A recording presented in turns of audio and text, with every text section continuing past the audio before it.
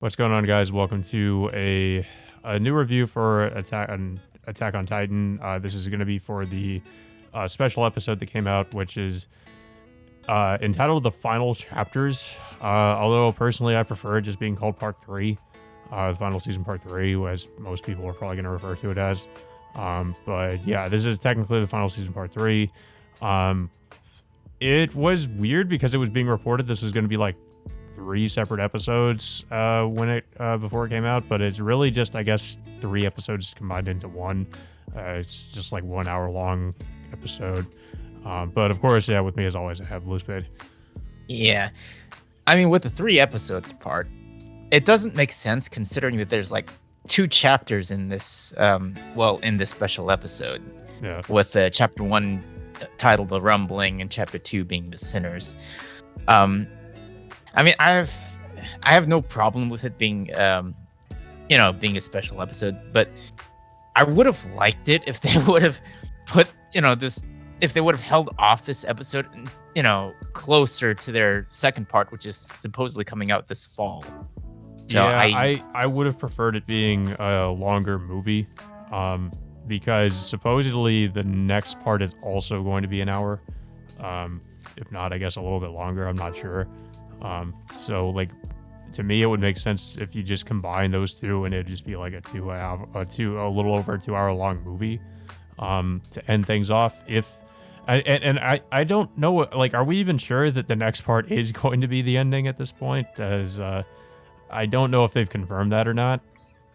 it ap- based on how much material is left from what I hear, it does seem like that, that seems to be the case because I don't know like Yeah. what else they can do, for the Unless rest there's of it. new material, It which is likely.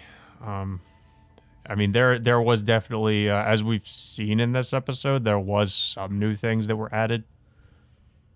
Yeah, and concerning of what happened during the during the rumbling.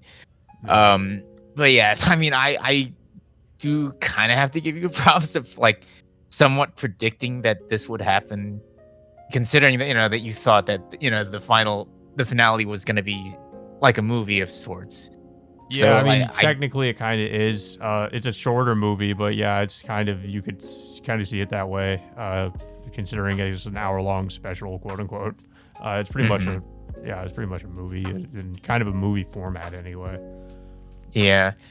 Um so yeah, so it, like I said, it is covered in 2 chapters in this one special episode, which of course picks up immediately after the events of the last part which is part 2. And we start off with the rumbling, of course, and we see just how horrific it is, like firsthand, of how destructive it is. Uh, like just seeing it adapted is just like mind-boggling. Just looking at it. Yeah. I definitely like how Mappa handled it. It's you definitely sense the horror and the desperation of it. I think they did that really well, and I like how of course, they didn't really hold back on the gore or anything like that. They really didn't have to censor anything, which I think is really important considering how, they want to portray how horrific it is. But yeah, this one starts off with the perspective of two different characters, which is two children, Ramsey and I think it was Halil.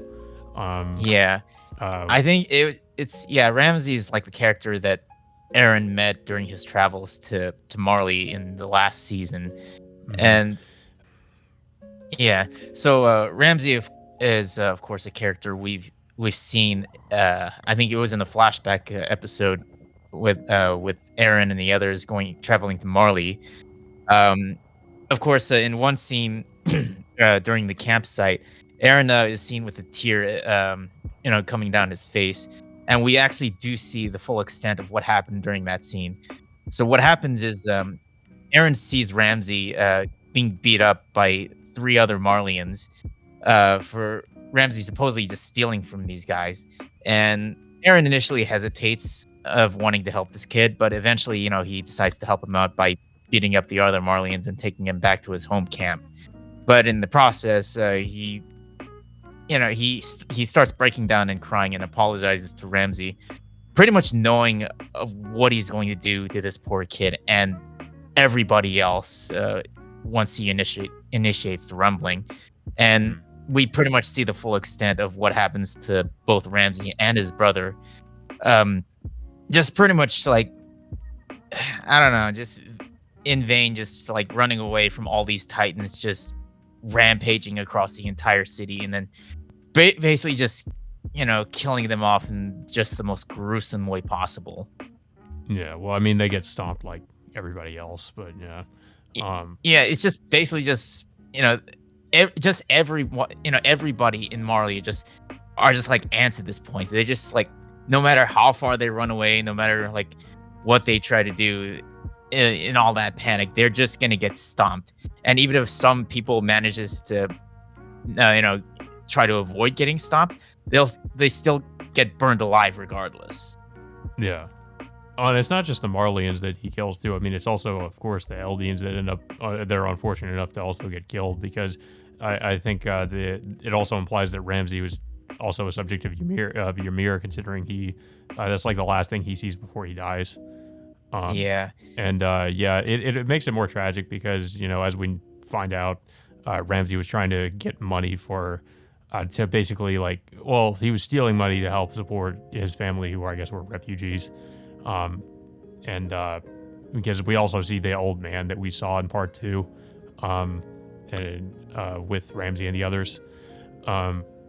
But we forgot to mention too, actually, I completely forgot, but the way that starts actually was they reanimated the scene where Eren is sitting under the tree and he wakes up, and Mikasa wakes him up and he's like crying.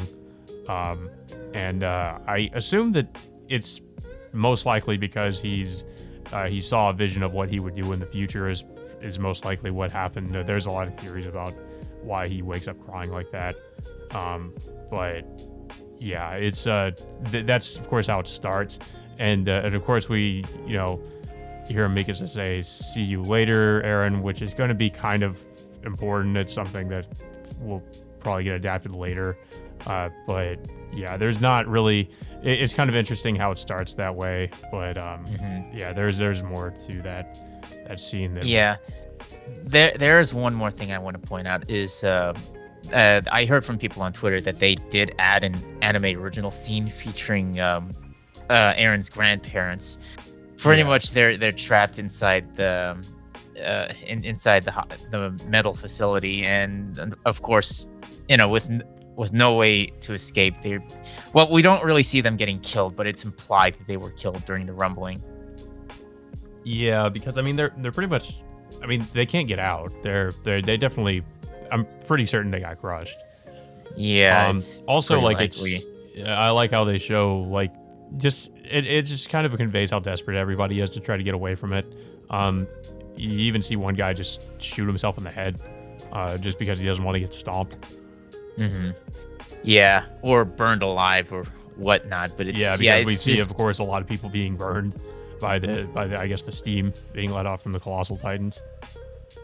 Yeah, it's one of the most like gruesomely horrific things that you could ever see, and you have to wonder is it just puts what I know we know that Eren has good intentions for what he wants to do for his people, but just the way he goes about it, it's just he had no other choice. I mean it's hard to imagine how people would view Eren as the hero of the story at this point. I mean, we knew my opinion is that nobody is. I mean nobody is. I like that about Attack on Titan though, is that it basically shows that they have good intentions, sure, but nobody is good in this scenario. Neither the Alliance nor Eren, is really in the right. Eren is trying to basically do this so that his people don't get genocided. But at the same time, of course, the Alliance are trying to stop Eren because they don't want him to commit the genocide. But in doing so, their people will end up being genocided by the remaining Marleyans that will survive. So, just another thing to point out is that both, it's just what was it? Misaka and Armin also played a part in helping Eren start the rumbling in the first place as well. Yeah. because they Well, they also even bear point out in this responsibility for starting episode that. like how they are guilty of killing tons of innocent people. Yeah, And none of of them course. are really good people. Yeah. So, and then of course I guess you could say the final part of the rumbling scene is you just see Aaron, like in his kid form, just basically just proclaiming, "This is freedom," and Yeah. it's just like it's hard for me to to wrap my mind about like how would he would really consider this freedom, like based on all the horrific things that he's currently doing at this moment. And then it just cuts us back to both Armin talking to Annie about pretty much like what they plan on doing even after this is all done. Yeah. Well, and then of course, we kind of get a scene between them where she acknowledges about how Armin basically had gone to talk to her for years, I guess, while she was encased in the stone. And, of course, as we know, she was like aware of it the whole time of everything he had told her, I guess. And she basically says like it made her feel less lonely because she was just, of course, stuck down there. And I guess kind of conscious or semi-conscious the whole time. Yeah, and of course this eventually gets to the point where they develop feelings for each other. I mean, I'm not sure how to it's feel about this, to be honest, because it feels very out of left field to me. I of course, as we know, like Bertolt had feelings for Annie, and Armin inherits the colossal titan from Bertolt, and from what we know, everybody that inherits the titan shifters that inherit their titan from somebody else, they like gain their memories. But I mean, it's not really confirmed, but it is kind of like questions whether or not they also gain possibly like their emotions or something like that. Aaron brings this up briefly in part two, I think, about how Armin's feelings are just inherited from Bertolt, which is I guess a possibility, because otherwise to me it doesn't really make a lot of sense. Because before he inherited the Titan or the Colossal Titan, I mean, I really don't think he felt that way about Annie. So I don't know. It's just very I mean, strange. I would assume that Armin has started talking to Annie. I think sometime after he gained the power of the Colossal Titan. Yeah, he did. I don't think. Yeah, I don't see him even talking to Annie even before that happening. But Yeah, I think they acknowledge like like in the 4-year time skip before final season, that's kind of like what he's been doing. yeah. So after they make it over to what was it, the nearby port of what would they call it, Odiha? We should also point out They too that there, like during that conversation between Annie and Armin, there is a seagull that perches onto the railing, and I think it's supposed to be implied that that Aaron is somehow like watching them through the eyes of the bird, because if we then transition to Aaron inside the founding Titan, which I should point out, his eyes are open, which is something else is different from the manga, because I think the whole time in the manga he was inside the founding Titan, his eyes were closed. So it's interesting how his eyes are open here. hmm Yeah, I mean, they made some amount of liberties from the adaptation, but I still Yeah. think it's still well done in my opinion. So yeah, like I said, so they eventually make it over to Odiha to fix the what was it, the flying boat or the plane, uh, and of course Annie decides to stay behind on the ship with Gabby, Falco, Yelena, and Azumabito, because she pretty much lost the will to fight after finding out that the rumbling has already reached Marley, and she pretty much assumes that her father died during the attack. So she feels no reason to join the others to stop the rumbling with them. Yeah, because Mikasa asked her to go with Reiner to test out their ODM gear. Yeah, and of course there was a little funny scene in which Mikasa finds out that Annie does have feelings for for Armin. She just has this shocked reaction in her face. finding out. But it doesn't. They don't really get further into that kind of conversation. Um, but yeah, it just shows off. The most of the scene, it just shows off like everyone talking to each other about um what they plan on doing, and another thing, like it also focuses a little bit more on Hanji talk just pretty much talking about like about her bearing the responsibility of leading the entire group with everybody else. Yeah. Um.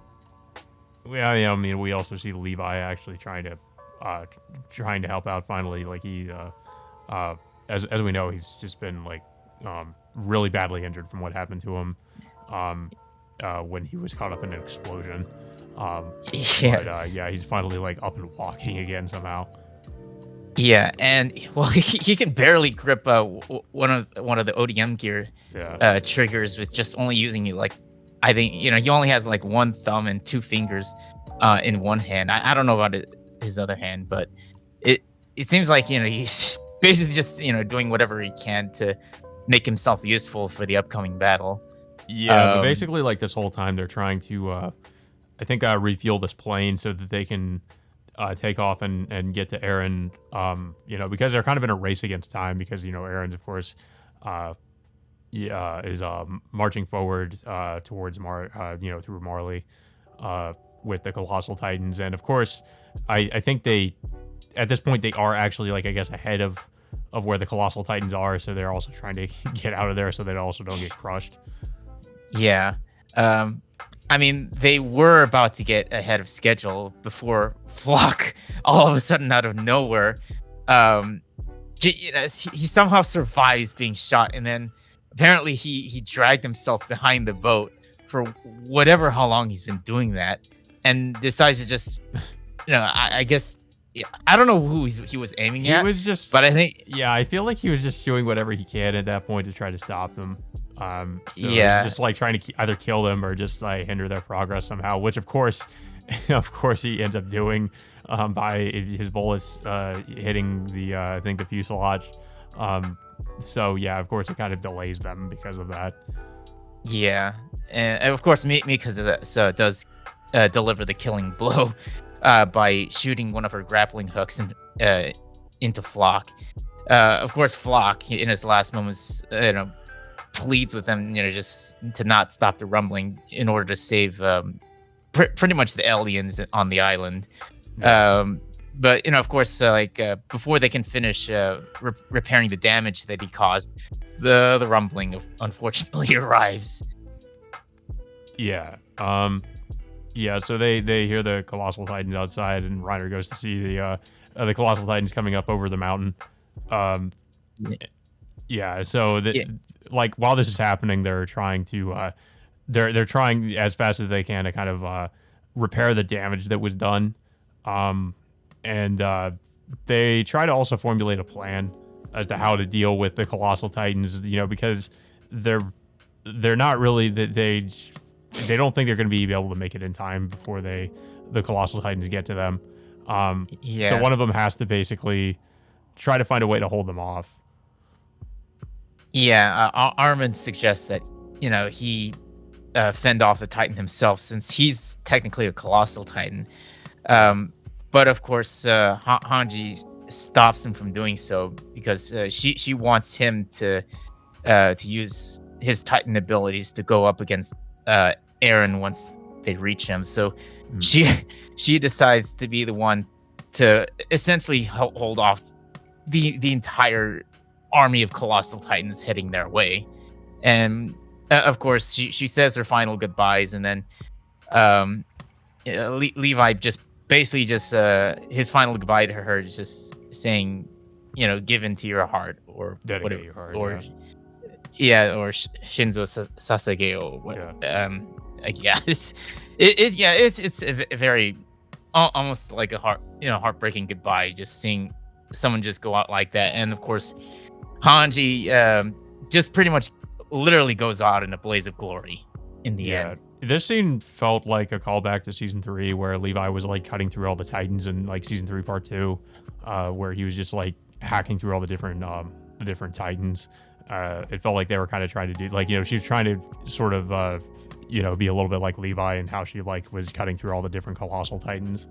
But I think Mappa definitely went all out with the scene because this is definitely one of the best ODM gear scenes I've seen from them.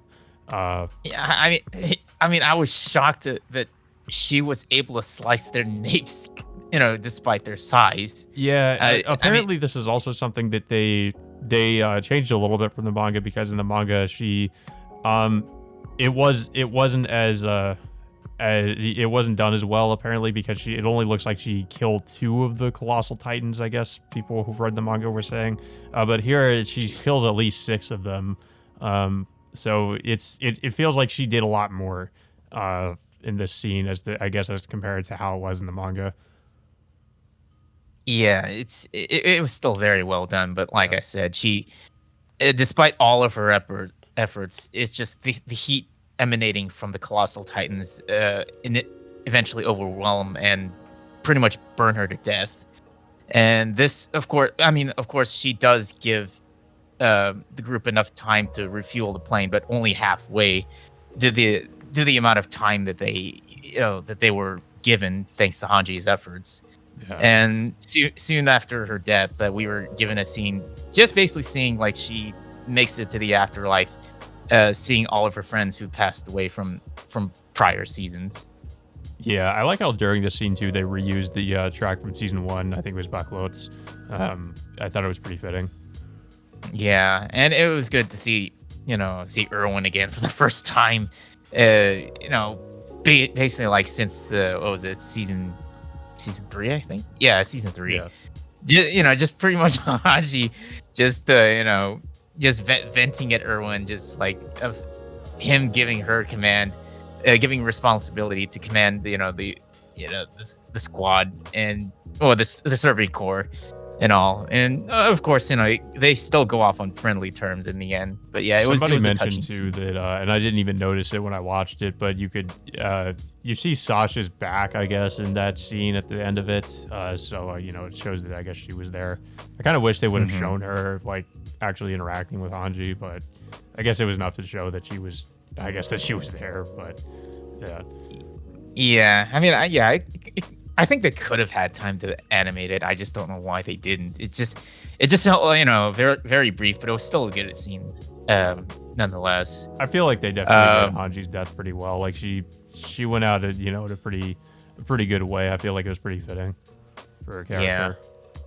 Yeah. So of course we go into the next chapter 2, Sinners. So en route to Eren, pretty much we're given like a pretty touching scene with the rest of the Alliance members just thinking to themselves of like how they can stop Eren of sorts, and just pretty much expressing their guilt of the part they played in pretty much everything that's currently happening.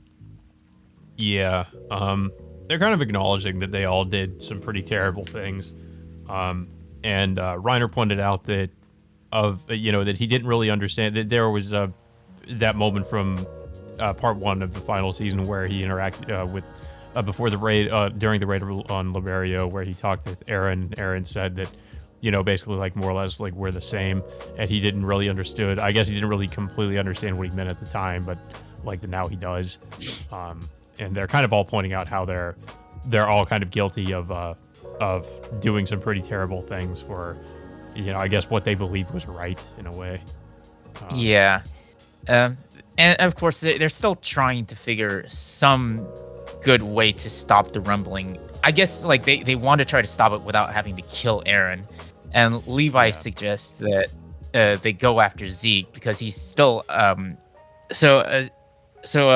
Levi well, everyone is just trying to find a way to stop the rumbling without having to kill Eren, and Levi suggests that they go after Zeke because both Zeke and Eren ended up combining to I guess to start the rumbling. So Levi suggests if they kill Zeke, then they might in a way try to stop the rumbling without having to kill Eren altogether. But it's not something they really believe that's really possible, but it's something they're trying to hold on to.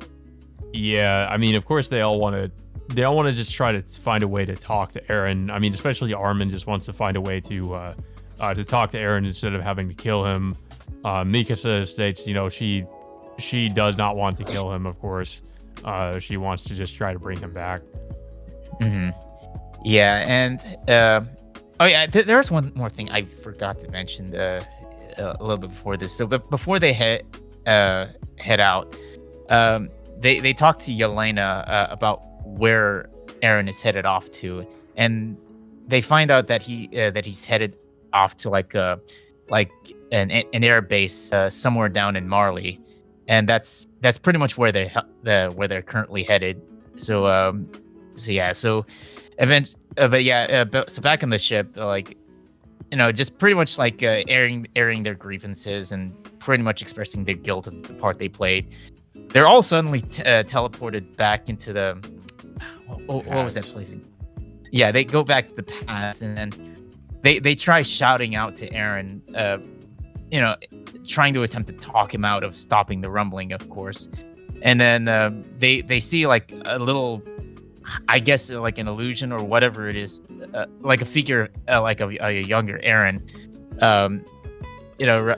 Pretty much they tried running towards him, but when they tried, it looks like they were sent back into a loop, back to Reiner and the others. So yeah, I thought the scene was kind of unintentionally sort of hilarious too, because like he transports them all because I guess he they speculate that Eren wants them to stop him because Eren hasn't taken away their Titan abilities, and they say that the founder would be able to control all the subjects of Ymir and take away their abilities if he wanted to, but he didn't do that. So they were speculating like maybe he wants us to stop him. Maybe we can talk to Eren, and Eren, of course, I guess knows about the conversation they're having, so he just transports them into paths, and just to tell them like that more or less like there is no need for us to have a conversation, or that there is no conversation, there is no reason for us to talk. I'm going to keep moving forward, and you will have to, in order to stop me, you'll pretty much just have to kill me. Yeah, it pretty much confirms that their plan of like only killing Zeke is going to be fruitless if they want to stop Eren. But so, yeah, this is so eventually we also get like a scene with Annie talking to Azumabito, also pretty much displaying their guilt and what part they played. But it also transitions to both Gabby and Falco. We kind of forgot to mention too that Gabby and Falco this whole time have just been confined in a room on the ship. Falco, like, I forget exactly, like, he was upset about something when we first saw him, like, in an earlier scene. They've just kind of been, like, I kind of find it funny, they don't really have much to do in this, in this episode. They're just kind of there, and they don't really just, they're just kind of in that room the whole time. Yeah.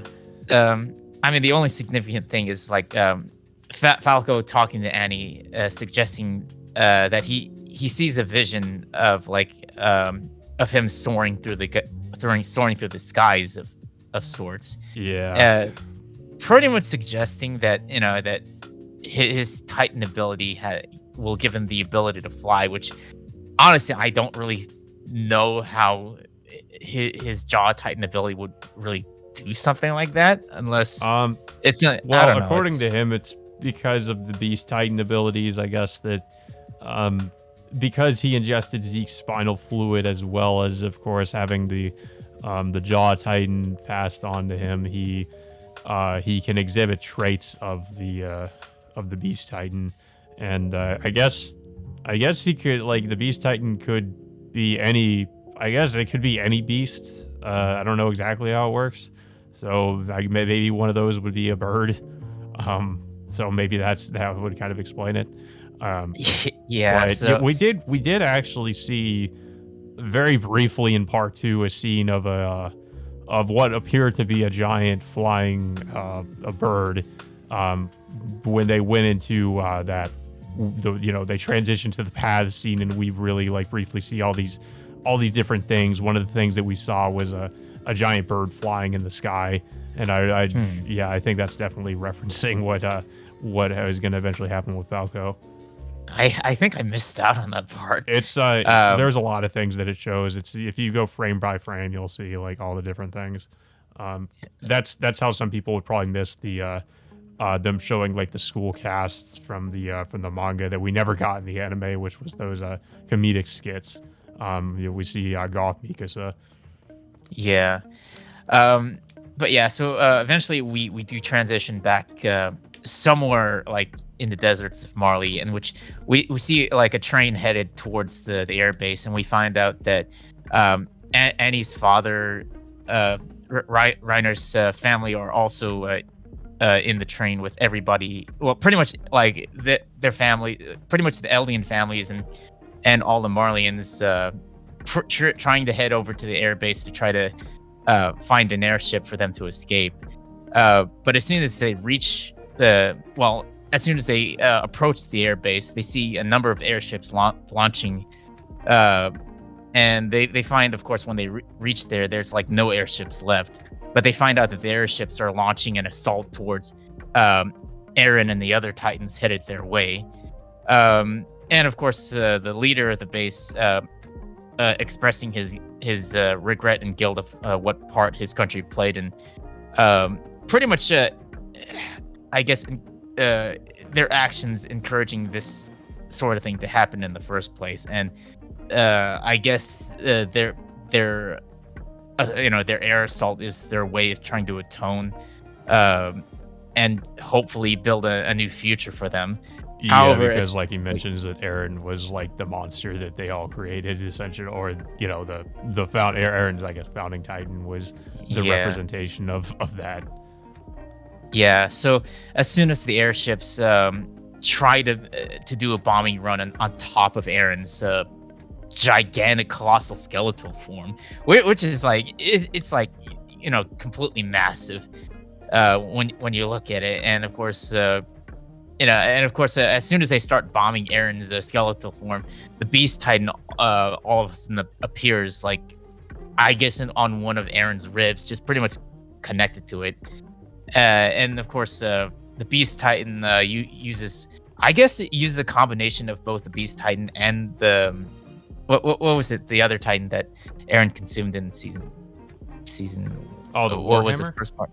Oh yeah, the Warhammer Titan. I think it uses the hardening shards of the Warhammer to pretty much toss like all these shards at the airships, pretty much destroying every single ship in the air, leaving pretty much the everyone on the air base just utterly hopeless. But then just like when they think they're about to get killed by the Titans, they see the plane with the Alliance arriving and pretty much going in and starting their assault on Eren's Titan form. Mm-hmm. Yeah. And yeah, we see that Reiner transforms to take on the Beast Titan, while the rest of them end up landing on top of Eren. And this is unfortunately like where the movie ends up on this like cliffhanger where Armin basically says like, we're gonna drag you out of there, and once we drag you out, are you still free then? Something like that. But yeah, that's where it ends, and it kind of continues the tradition of Attack on Titan, just constantly ending on insane cliffhangers. But yeah. What I did also want to point out too, like one of the other things we should mention is that the parents of Reiner's parent, mother, and also Annie's father, like they all kind of come to the realization that they put their children through like terrible things and they weren't great parents. Reiner's mother kind of coming to that realization because she realized she's basically just been using her son as a way to according to her, like, get revenge, and hasn't been treating him as her son. So of course it's similar to how Grisha treated Zeke back when he was training him to become a warrior. So this So now, like, not so, not just like Reiner's parents, but also Annie's adopted father is also expressing that form of regret as well after realizing how pretty much like what kind of situation they're in right now. Yeah. But yeah, that's pretty much all of what happens in this first special episode. They did announce that, well, of course, and then there isn't after credits, but there is some weird stuff during the credit sequence, and of course, this is where the song "Under the Tree" from Sim plays, which is pretty good. I actually like it. But during the credit sequence, we see a character like walking forward. It is possible this character is Mikasa or it could be Eren. I'm not exactly sure. We also see images of birds and then the tree from the beginning of the series as well as the tree from the paths. I kind of like how they make that connection. And we see some other trees too. I think the significance of this is, as we know, Attack on Titan is kind of inspired by Norse mythology. In Norse mythology, there's the tree of the World Tree, I believe it's called, and I think that's what the tree from Paths is mainly inspired by, is the World Tree. And then there's some other Norse inspirations from Norse mythology and Attack on Titan. But yeah, and then of course we have the announcement that season 4 part 4, I guess, is going to come out later this fall. We're not entirely sure if it really is going to be the end, but I mean, it probably will be, but we don't really know for certain at this point. I think the devs confirmed that this is going to be the final part of the story. So it looks like it is going to be like a similar 1 hour special, like they did in this one. However, like I said earlier, I really felt like that this episode could have been held off a little bit closer to that second half, or just make it into like a 2 hour special film if they wanted to. It ends where things are really starting to pick up momentum too. And I just feel like it just ended like right in the middle of things. I felt, I don't know, like I think it's probably the best place they could have ended it, but also at the same time it's annoying because it felt like, we ended right at the start of what was, the climax in a way. We're just gonna have to wait until fall to get, what I guess maybe the end, maybe not. I don't know. I mean, maybe it is gonna be the end. But I guess we'll see. Yeah. But yeah, I think, in my opinion, this is definitely the best we've gotten from MAPPA in terms of Attack on Titan content. I really felt like they went all out with this episode, and it's probably the best it's looked from them. It's the best directed as well. I mean, everything felt really cinematic, which really helped it feel like a movie. And I feel like that's probably gonna be what the next part's gonna be like. But yeah, I was really impressed with a lot of things. I think, the ODM gear sequence in particular, the Hanji sequence was great. The sequence where they are landing on top of Eren was really well done. Everything with the rumbling was fantastic. And then we have all the little character moments that I think were done really well. So I was pretty impressed with everything I saw from this episode. There's of course been some little slight changes in terms of just kind of expanding on things from the manga, which I guess is to be expected. I remember Isayama did mention like the anime is basically like his the final version in a way of like what he did in the manga. Like I guess it's like the refined version of it or something, which kind of makes sense. But yeah, I was really impressed with everything. I didn't really have any complaints. I guess like some people thought that, I guess during the Eren's crying scene, his face was a little bit off, and I didn't really notice it though. But I thought everything looked pretty well. I mean, of course, you do have instances of CG Titans, but I mean that's to be expected. I think they've definitely improved on the CG Titans, and I feel like there wasn't as much of them as we would usually see. So I didn't really have as much of a problem with it. So yeah, I don't know. I didn't really have any complaints. From what in terms of what we got.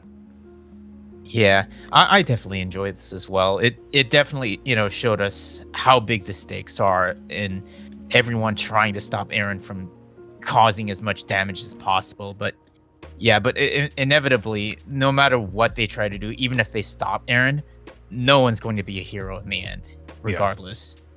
Yeah.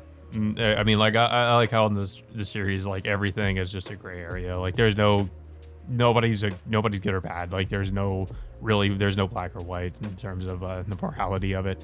But yeah, I don't really have too much else to say about it. It's just annoying that we're gonna have to wait a little bit longer, I guess, for the series to come to an end.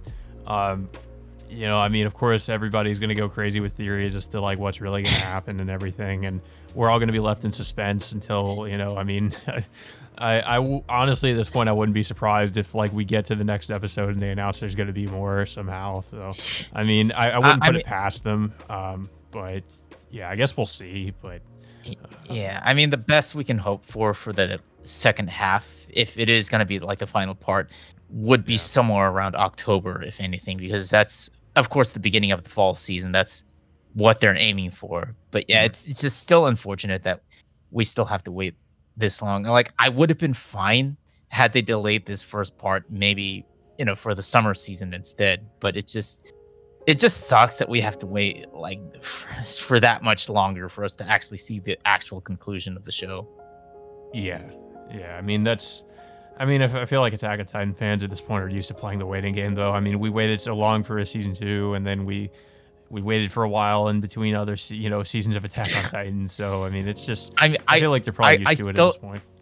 I still criticize them, even today, for the past 3 years of them even calling this the final season when we really knew it was. Yeah, it really wasn't.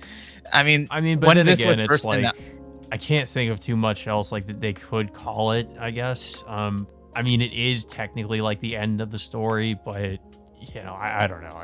I mean, I guess you could be like, oh, it's season 4, oh, it's season 5, or something like that. But yeah, I don't know. I mean, yeah, not the best naming, but considering it's gonna have so many parts to it. But yeah, I'm not sure what other alternatives there was except just calling it like season 4 or 5, season 6 or something like that. And I don't like how they're calling this the final chapters, though. That just feels really, I don't know. I feel like they should just be consistent and stick with calling it like part 3, because they were calling the first 2 parts of part 1 and 2, and this one's just they're calling it final chapter. I don't know. I would have just called it part 3, honestly. But yeah, or if anything, I would have. They could have titled this episode Sinners, because I think that's a more fitting title to give it, considering about how pretty much displaying like all the bad things that everyone had played a part of in causing this to happen. Yeah, it does kind of have a running theme of that, but yeah, I don't really have too much else to say about it. I'm glad it came out, and I think it came out really as good as we could have hoped for. I am gonna be, of course, endlessly like questioning as to if it's going to end differently or if there's going to be some new things that are going to be added onto it. But I guess they're gonna leave us all in suspense for a while until, I guess, the fall. So, but yeah, I don't know if you have anything else to say about it. Yeah, I did enjoy the episode regardless, but still, I would have loved it if they would just held off this episode closer to the second half, because I just didn't feel like it was necessary to release it this early at this point. Yeah. Yeah, guys. So I guess until that time, until the time of fall, and if they release it then, or if they delay it, or whatever happens, I guess we'll see you all next time.